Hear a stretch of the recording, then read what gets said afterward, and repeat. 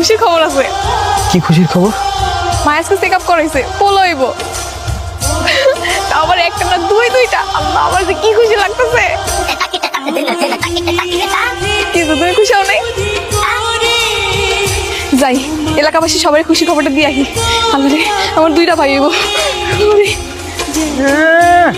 দিছে 2টা করো, হিসাব করো।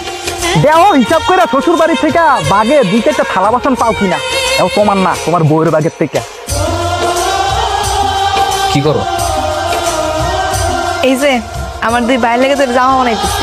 জামা বানাইতেছো না? খুব ভালো, মনে খুব রং লাগছে। ভাই গুলো কেমন কাপড় চোপড় বানাও? আমার লেগে তো কোনোদিনও জামা কাপড় বানাইতে দেখলাম না। ওরে আল্লাহ, তুমি কি ছোট বাচ্চা যে তোমার লেগে বানানো লাগবো? এই তোলা তোলা কি হয়েছে? আপনার মেয়েও তো মা হতে চলছে। একই বাড়িতে শাশুড়ি মেয়ে 2জনই প্রেগনেন্ট। হ্যাঁ, কি ব্যাপার ভাই, সমস্যা কি বুঝলাম না, হাসতেছেন কি লিগে?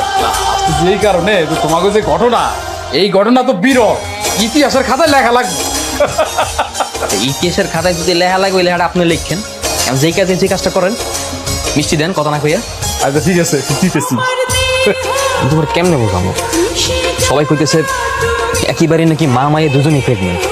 কে কার সেবা করবো, নানান ধরনের শরমের কথাবার্তা। মাইশু কইলো কোক, এসব নিয়ে তুমি একদম মাথা ঘামাইবা না। বলা মাথা ঘামাবো না মানে? কেন মাথা ঘামাবো না কও? তুমি কি ওই অবস্থায় আছো যে তুমি তোমার মার সেবা করবো? দোলা, তুমি নিজে হাম প্রেগনেন্ট, তোমার মা তোমার সেবা করবে, এটা তো চিরস্থায়ী নিয়ম।